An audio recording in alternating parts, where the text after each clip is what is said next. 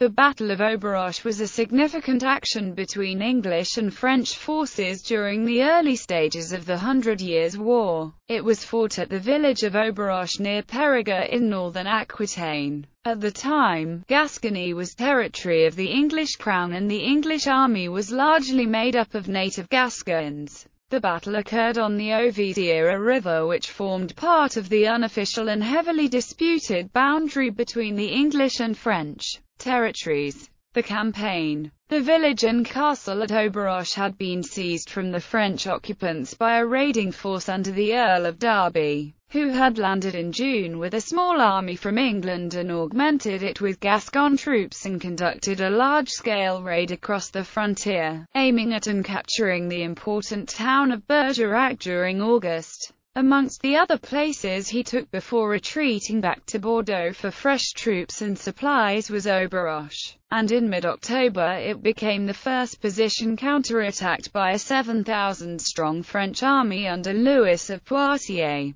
Poitiers' feudal lord, the Duke of Normandy, had ordered him to counterattack the English here so that Normandy was free to advance from La Réole to the north. The siege of the French force blockaded the castle, cutting off supplies and aid from the English lands to the west. During this time a tale, most likely apocryphal, emerged that a soldier attempting to reach English lines with a letter requesting help was captured and returned to the castle via a large ballista, which caused the unfortunate man grievous injuries. Although this story is repeated by the chronicler Jean Froissart, modern historians have considered the tale unlikely. A messenger did get through French lines and reached Derby, who was already returning to the area with a scratch force of 1,500 English and Gascon soldiers. The French encampment was divided in two, with the majority of the soldiers camped close to the river between the castle and village, whilst a smaller force was designed to prevent any escape attempts from the north. The battle. On the 21st of October the English army led by Derby advanced from Périgueux during the night, crossing the shallow river twice on their path so that by morning they were situated on a hill overlooking the French camp in the valley by the river. Knowing he was outnumbered,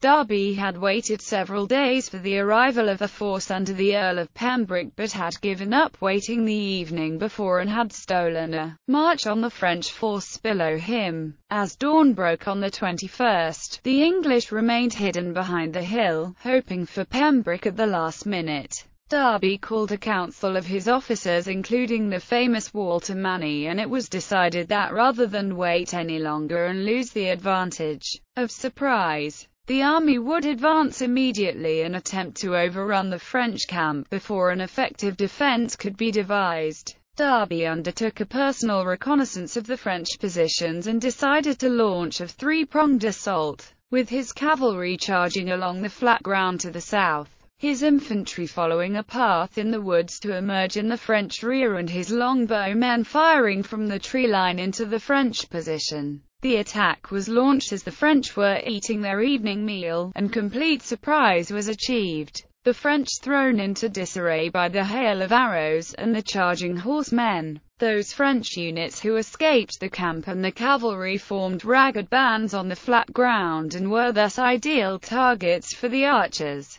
The fighting continued in the camp for some time and it seemed possible that some of the French forces might have made an effective fighting withdrawal, but Sir Frank Halley, the castle's commander, had foreseen this and at the pivotal moment threw the castle's garrison against the retreating body from the rear, precipitating a total rout with the fleeing French pursued by the English cavalry. Aftermath. The French force which was intended to watch the castle was the only part of the army to escape, and that only because it made no effort to intervene in the action, even failing to prevent the castle's defenders sallying out against the other half of the army. They left behind them a large quantity of supplies and loot which added to the English haul, which was prodigious. The French commander Louis of Poitiers had died of his wounds in the English camp and the second-in-command, Bertrand de Lisle, was a prisoner. A number of other noblemen had been taken captive and their ransoms made a fortune for the soldiers in Derby's army as well as Derby himself. who was said to have made at least £67,000 in the money of the day from his captives.